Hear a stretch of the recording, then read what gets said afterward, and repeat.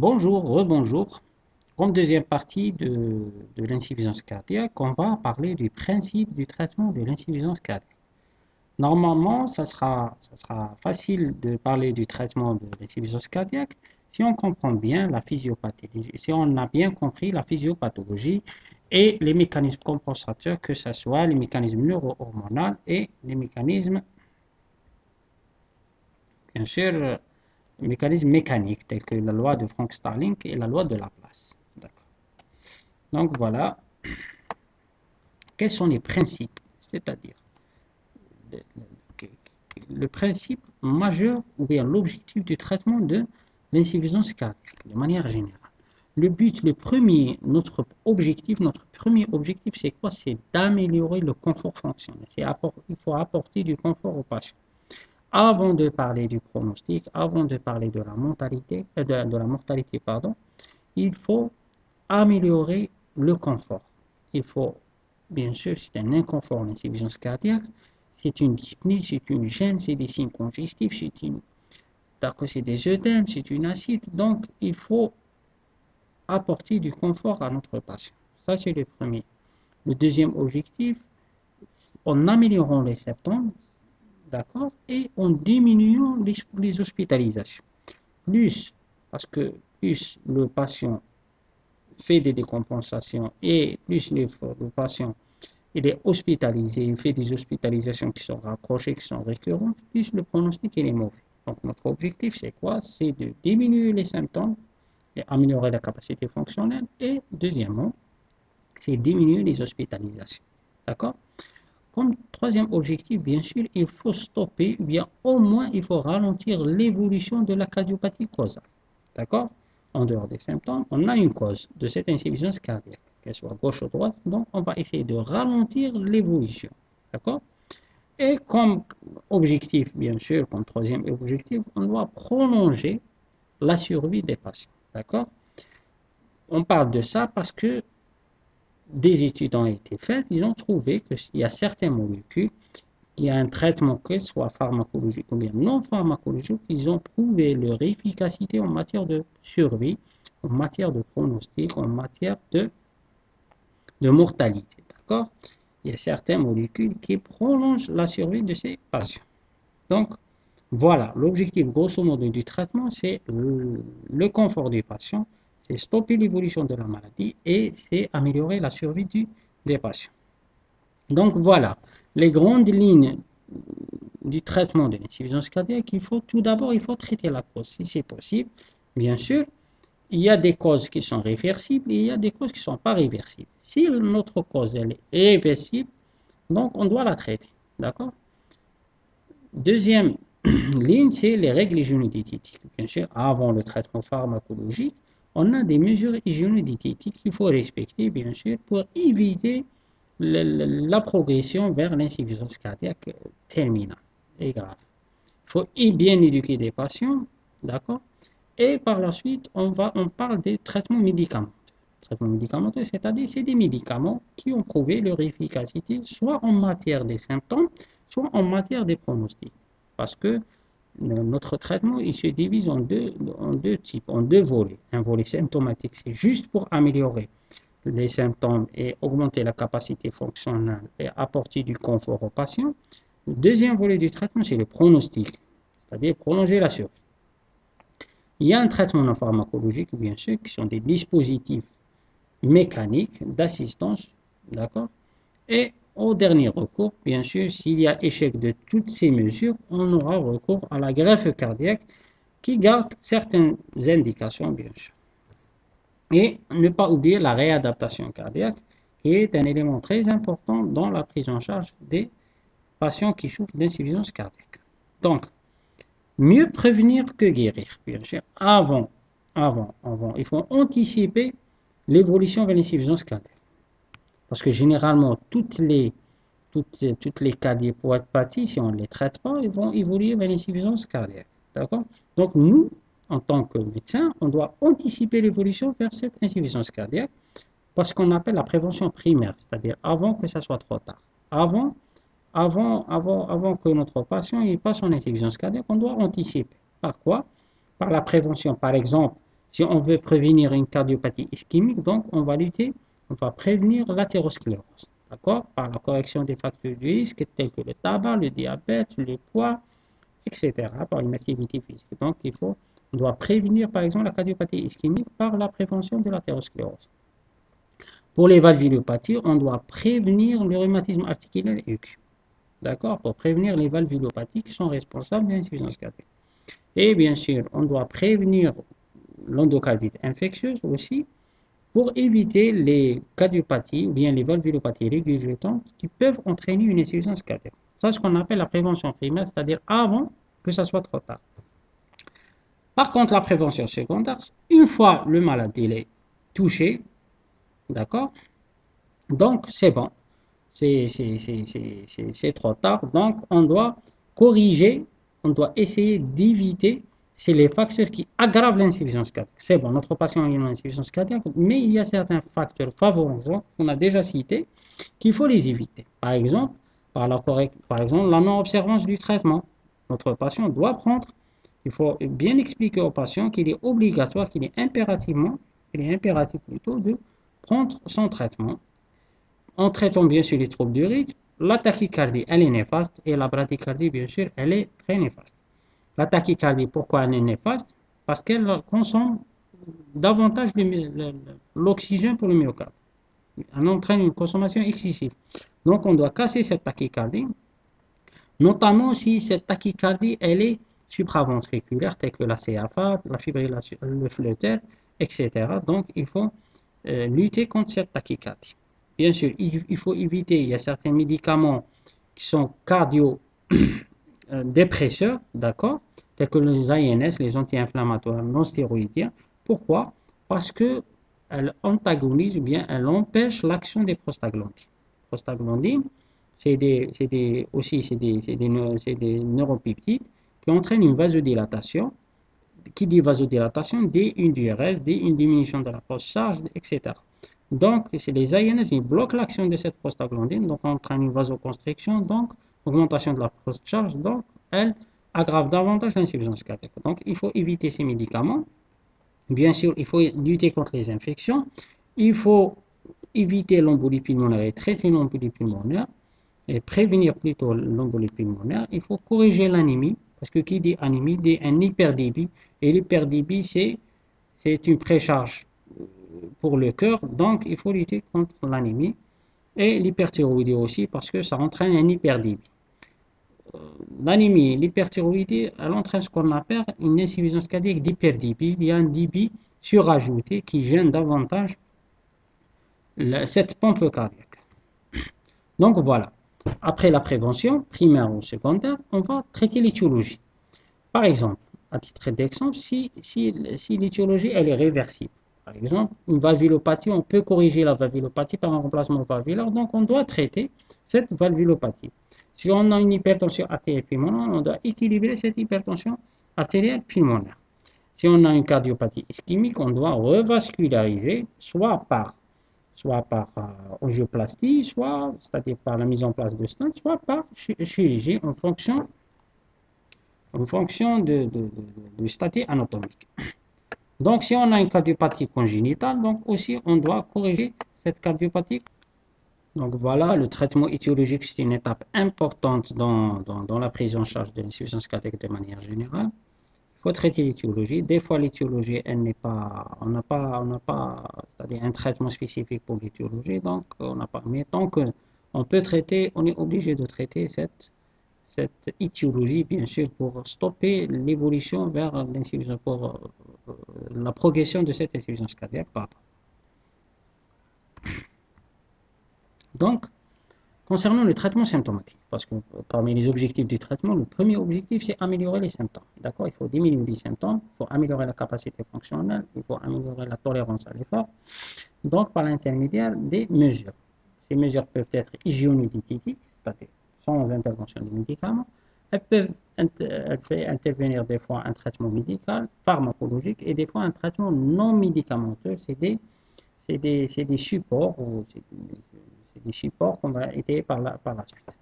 Donc, pour les mesures hygiéno-diététiques, on sait tous que l'insuffisance cardiaque, il doit prendre moins de sel, faut prendre moins d'eau, surtout lors des phases de décompensation cardiaque. Il faut contrôler, bien sûr, son poids. Il doit être bien éduqué. Toute prise du poids est une décompensation jusqu'à preuve de contraire. Toute prise de poids est une rétention, ça veut dire que c'est une rétention hydrosodée. Donc, c'est un signe alarmant qui doit amener le patient à consulter ou bien au moins de prendre un régime strict en diminuant l'apport de sel, du sodium et d'eau. D'accord? Il faut faire, et bien sûr, il faut arrêter le tabac, il faut arrêter de l'alcool, il faut faire une activité physique qui est régulière, bien sûr, en dehors des poussées. Bien sûr, il faut éviter les infections en se vaccinant. Vous savez tous que les sujets fragiles, les sujets âgés, la femme enceinte et les insuffisances cardiaques doivent bénéficier d'une vaccination pour éviter l'infection parce que c'est cette infection qui décompense la cardiopathie. Bien sûr, il faut équilibrer son diabète, son hypertension artérielle et bien sûr un apport hydrique qui doit être modéré, surtout lors des décompensations, qui ne doit pas dépasser les 6 verres d'eau. Donc voilà.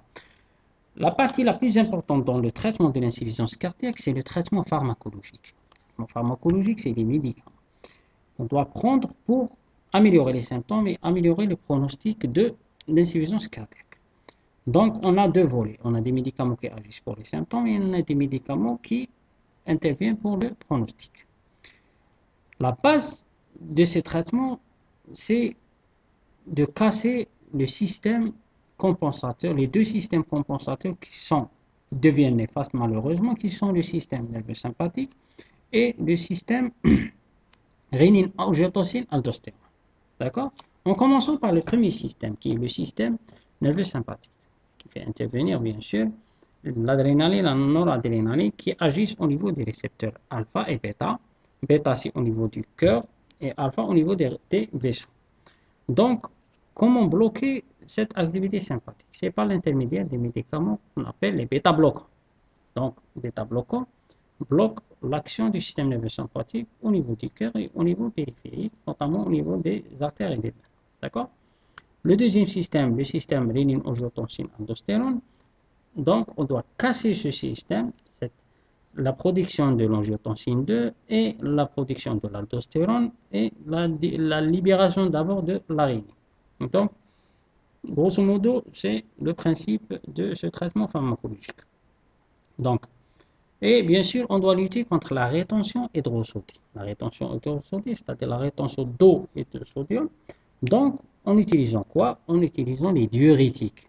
Les diurétiques, c'est des médicaments qui agissent généralement au niveau des reins, qui favorisent l'excrétion d'eau et de sodium. Donc, ça diminue la volémie et une diminution des signes congestifs. Généralement, les diurétiques ont comme objectif, c'est la baisse des signes congestifs et la baisse des symptômes. Elles n'ont aucun effet sur le pronostic et sur la mortalité. D'accord? Donc, le chef de file, c'est les diurétiques. Qui dit insuffisance cardiaque dit diurétique. Les diurétiques, on a plusieurs classes. Vous avez fait la conférence des diurétiques. On a plusieurs classes en fonction du site d'action de ces diurétiques. On a des diurétiques qui agissent au niveau de la branche ascendante de l'once de lait. On a qui sont le furosémide ou bien le lazélix. On a des diurétiques qui agissent au niveau du tube distal, tube contourné distal. Et on a des diurétiques qui agissent au niveau du tube collecteur. Donc, on a soit les diurétiques de l'anse, on a les diurétiques thiazidiques et on a les anti-aldostérones. D'accord? Ce sont en fonction de leur site d'action. Donc, elles sont divisées en plusieurs classes. D'accord? En cas d'insuffisance rénale, on a un seul diurétique qui est autorisé, notamment c'est le diurétique de l'anse qui est le furosémide ou bien le lazélix. Bien évidemment, il faut éviter en cas d'insuffisance rénale les thiazidiques et les anti-aldostérones. D'accord?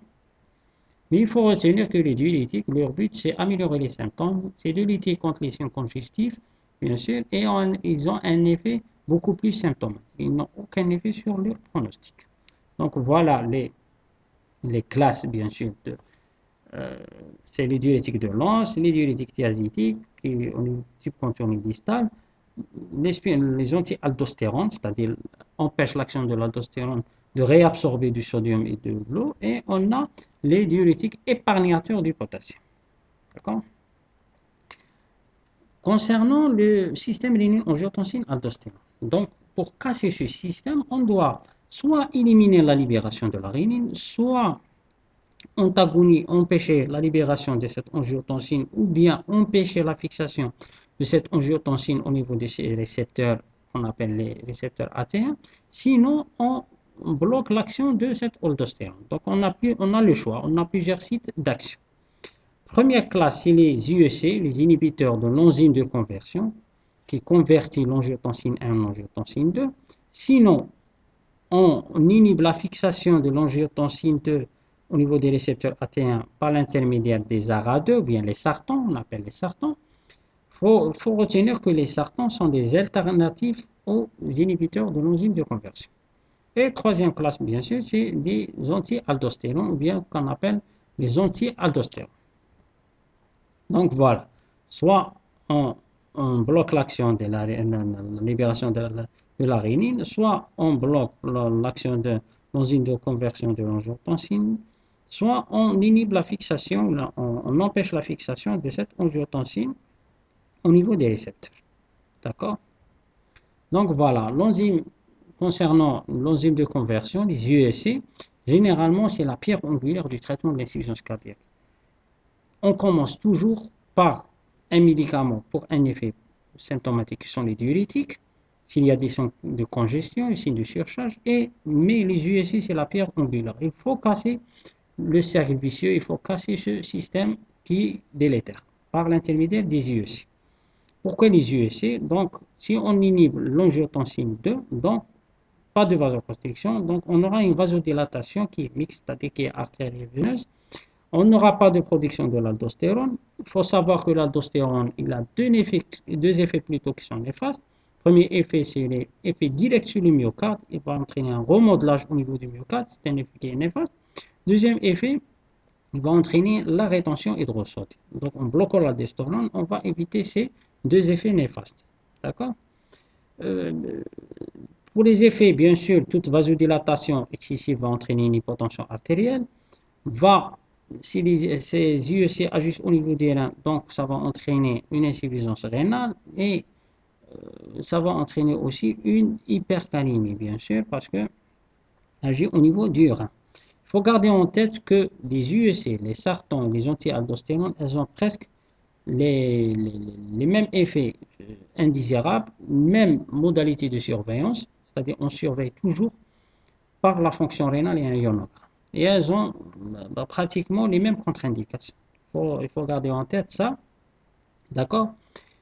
Généralement, on commence toujours par un IEC pour bloquer ce système. Si le malade ne tolère pas, généralement, l'intolérance, elle se traduit par une toux. Donc, on peut remplacer l'IEC par les sartans ou bien les ARA2. D'accord? Donc, on commence toujours dans l'insuffisance cardiaque. C'est des gens qui sont fragiles, ils ont des tensions limites, ils ont un rein qui est fragile. Donc, on commence toujours par ce qu'on appelle la titration. Il faut commencer par de petites doses et on surveille chaque semaine surveille cliniquement d'abord et par un bilan biologique, notamment la fonction rénale et la calémie. D'accord? Donc, les IEC, les ARA2, les anti-aldostérones agissent au niveau des reins. Donc, il faut surveiller le rein, parce que c'est des sujets qui ont un rein fragile. Donc, il faut surveiller par une calémie et par un ionogramme, c'est-à-dire calémie-natrémie, et par une fonction rénale qui est l'urée créate. À titre d'exemple, on peut citer plusieurs classes d'UEC. On a le captopril, on a le enalapril, on a le ramipril et le perindopril. Mais il faut garder en tête qu'on doit suivre une titration, c'est-à-dire commencer toujours par des petites doses et augmenter par palier jusqu'à l'obtention d'une dose qui est maximale tolérée. Donc voilà. Deuxième classe comme alternative, c'est-à-dire si le patient il ne tolère pas les UEC, généralement l'intolérance se traduit par une toux, donc on remplace l'UEC par les ARA2, c'est pratiquement la même chose, elles ont les mêmes contre-indications, les mêmes effets secondaires et la même indication générale, mais il faut toujours surveiller parce que c'est des vasodilatateurs artériels et veineux, donc ça entraîne une hypotension, donc il faut surveiller la pression artérielle. D'accord? Troisième classe des médicaments qui agissent au niveau du système angiotensin-aldostérone, c'est les bloqueurs de l'aldostérone. On a deux types de bloqueurs d'aldostérone. On a la spironolactone, c'est un anti-aldostérone, et on a l'éplérenone. La différence entre ces deux molécules, c'est que l'éplérenone, il bloque sélectivement l'aldactone, parce qu'il agit au niveau de la surrénale, milieu surrénal. Par contre, l'aldactone, il bloque en même temps, la spironolactone bloque en même temps l'aldactone et bloque la testostérone. C'est pour ça, parmi les effets secondaires de la spironolactone, c'est la gynécomastie, parce que ça bloque la voie de la testostérone. Donc, si le patient présente comme effet secondaire une gynécomastie, donc on doit remplacer spironolactone par éplérenone. D'accord? En bloquant l'aldostérone, d'accord? Donc, il n'y aura pas de rétention. Donc, on a un effet qui est diurétique. Mais aussi, diurétique, donc ça agit sur les symptômes, mais il faut garder en tête, j'ai oublié de le dire, que les IUC, les ARA2, les anti-aldostérone, ils ont un effet sur la mortalité. Ils ont un effet sur la survie et prolongent la survie. D'accord? Ça a été démontré dans plusieurs études que ces trois molécules, ils ont un effet sur la mortalité, en plus d'un effet sur les symptômes. D'accord? Donc voilà. Ça, c'est pour le système rénine-angiotensin-aldostérone. On doit bloquer aussi le système nerveux sympathique, donc par l'intermédiaire des bêta-bloquants. Bêta-bloquants, donc, pourquoi bêta-bloquants? C'est-à-dire, on bloque les récepteurs de l'adrénaline, noradrénaline au niveau du cœur et au niveau aussi des récepteurs alpha-bloquants. D'accord? Des vaisseaux, donc pas d'action sympathique au niveau du cœur et des vaisseaux. Initialement, les bêta-bloquants, on avait cru que les bêta-bloquants, ils ont un effet néfaste, mais avec le temps, les études ont démontré l'effet bénéfique. Pourquoi les bêta-bloquants sont bénéfiques? Parce qu'en diminuant la fréquence, on va diminuer la consommation en oxygène du myocarde. Donc, dans l'insuffisance cardiaque, on a besoin d'oxygène. Donc, si on diminue la consommation en oxygène de ce myocarde, donc, on va améliorer les performances myocardiques. Ça, c'est le premier effet. Deuxième effet, si on bloque l'action des neuromédiateurs, si on empêche la vasoconstriction au niveau périphérique, ça va entraîner une vasodilatation, donc une diminution de la poste de charge. Donc voilà. On a pris le même principe comme les IEC, les ARA2, et on doit toujours commencer par une titration par de petites doses jusqu'à l'obtention plutôt d'une dose qui est efficace, tolérée. Il y a des bêta-bloquants qui sont spécifiques à l'insuffisance cardiaque. On a 4 classes. On a le dilacarquine, le carvidilol, on a le bisoprolol, et ça, il faut les apprendre. Carvidilol, bisoprolol, nibivolol et le métoprolol. D'accord? Ce sont des classes, 4 classes bêta-bloquants qui sont spécifiques. On a plusieurs classes de bêta-bloquants, mais ces 4 classes sont spécifiques à l'insuffisance cardiaque. Même chose, comme les IEC, comme les bloqueurs du système rénine-angiotensin-aldostérone, ils ont prouvé un effet sur les symptômes, donc la capacité fonctionnelle, et ils ont démontré aussi un effet, un rôle important dans la baisse de la mortalité et dans la survie, en augmentant la survie. Il faut connaître bien sûr les contre-indications des bêta-bloquants, notamment on n'introduit jamais les bêta-bloquants lors de la phase aiguë, d'accord? On attend que le patient se stabilise et on commence une titration progressive jusqu'à une dose cible qui est tolérée. Bien sûr, contre-indiqué en cas d'asthme, notamment dans les insuffisances respiratoires sévères, en cas d'hypotension bien sûr, et bien évidemment en cas de troubles conductifs. Parce que ça entraîne une bradycardie, les bêta-bloquants sont des médicaments qui sont chronotropes négatifs, donc ça aggrave davantage les troubles conductifs. Ça, il faut éliminer toujours les contre-indications avant d'instaurer ce traitement. Donc voilà. Quatrième, bon, concernant grosso modo, dans l'insuffisance cardiaque, on a les diurétiques, on a les bloqueurs du système rénine-angiotensin-aldostérone et on a les bloqueurs du système sympathique, notamment les bêta-bloquants. On peut rajouter d'autres médicaments en fonction de la tolérance des médicaments. On peut rajouter des digitaliques. Auparavant, on traitait l'insuffisance cardiaque par les digitalodiurétiques, c'est-à-dire un traitement diurétique et un traitement digitalique. Pourquoi les digitaliques? Les digitaliques, ils ont double effet. Elles ont un effet chronotrope qui est négatif, c'est-à-dire ça diminue la fréquence, et en diminuant la fréquence, on diminue la consommation en oxygène du myocarde, et ils ont un effet batmotrope, c'est-à-dire ça augmente la contractilité. Bien sûr, c'est des inotropes positifs. Les digitaliques, ils ont un effet inotrope positif. Par quel mécanisme? Vous savez tous que les digitaliques bloquent la pompe sodium-potassium ATPase. Donc, il y aura une accumulation du sodium. Et par échange entre sodium et potassium, il y aura une autre éducation, donc une contraction. C'est pour ça qu'on a cet effet batmotrope. D'accord? Plutôt un effet inotrope positif. Donc voilà, si le malade ne répond pas au traitement précédent, on peut instaurer un traitement par digitalique pour diminuer la fréquence et augmenter la contractilité. D'accord? Les digitaliques, c'est la digoxine. Généralement, l'indication dans la CFA, pour ralentir la fréquence par l'effet chronotrope négatif, et l'insuffisance cardiaque. Il faut respecter les contre-indications qui sont toujours les trop conductives parce qu'elle a un effet chronotrope négatif. Il faut éviter les dyscalimiques parce que ça bloque la pompe sodium-potassium ATPase.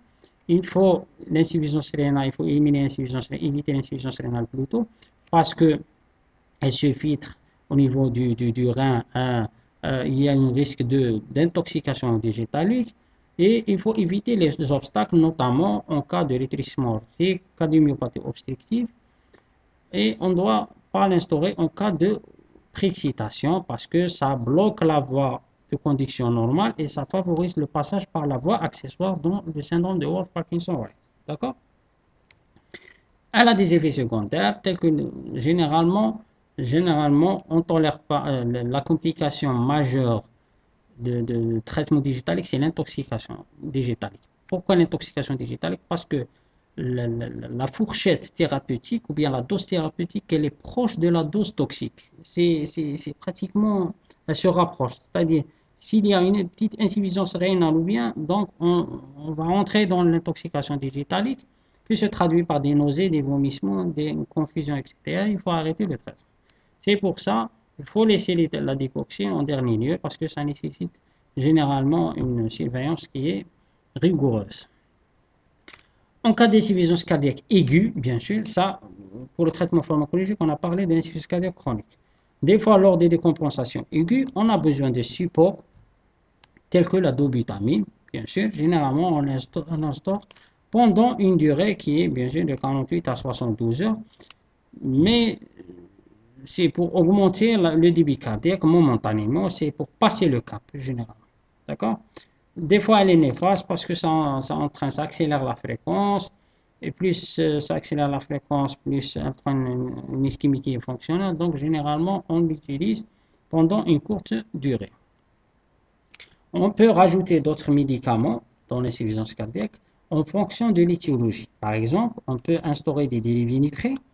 Si le malade présente une cardiopathie ischémique, il a besoin, on instaure des dérivés nitrés dans le but d'entraîner une vasodilatation de ses artères coronaires, bien sûr, et de diminuer, bien sûr, la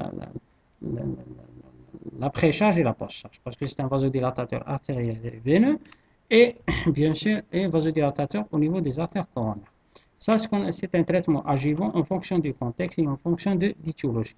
Par exemple, aussi dans les inhibiteurs classiques, ils ont un effet aussi sur les artères coronaires, et on peut les rajouter, bien sûr, en cas d'insuffisance cardiaque pour traiter l'hypertension artérielle associée à l'insuffisance coronaire. En fonction, bien sûr, du terrain, si la cause, elle est ischémique, donc on est obligé d'instaurer un traitement anti-agrégant plaquettaire, tel que l'aspigique, les anti-GP2B, les anti-P2Y12, d'accord, tel que le clopidogrel.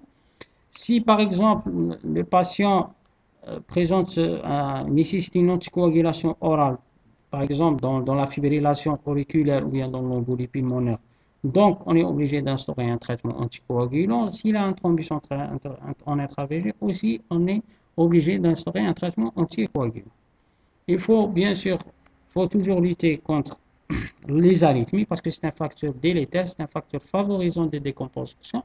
Donc, on est obligé de instaurer un traitement anti-arythmique tel que l'accord d'Aaron, bien sûr, pour maintenir un rythme sinusal qui est stable.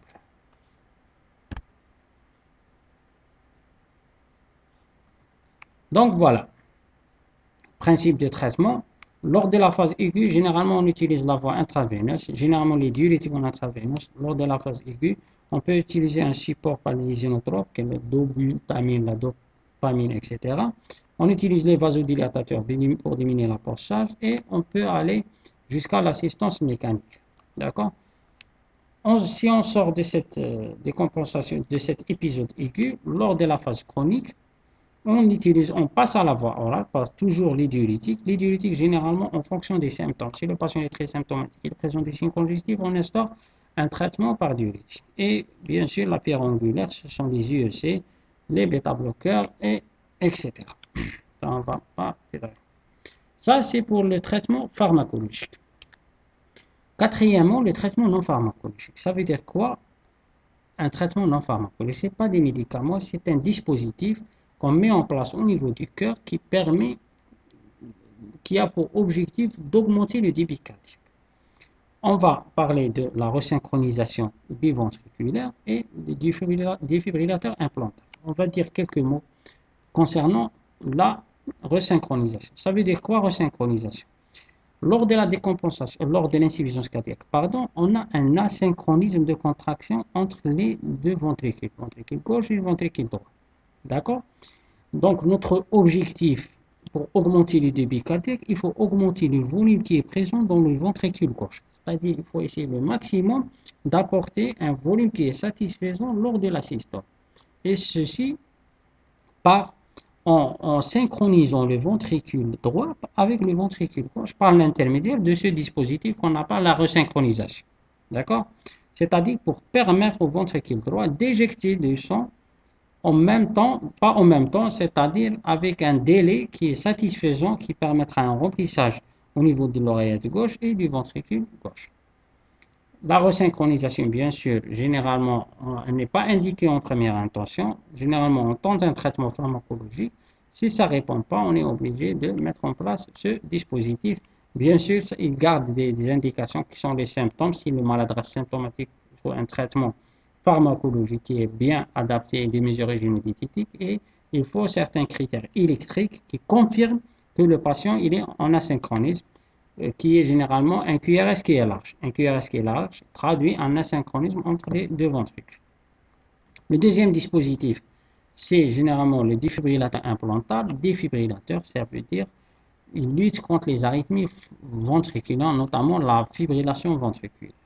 C'est un dispositif aussi, on le met en place, la sonde de défibrillation au niveau du cœur et elle permet d'empêcher, bien sûr, les arythmies ou bien de réduire les arythmies qui sont généralement mortelles en cas d'insuffisance cardiaque.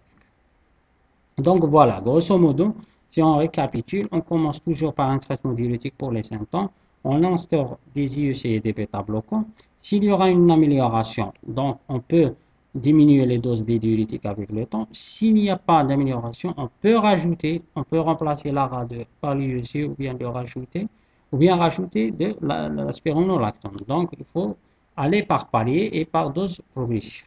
Donc, s'il n'y aura pas d'amélioration, on peut proposer un rajout de la digoxine par son effet inotrope positif et chronotrope négatif et on peut proposer le patient pour une resynchronisation.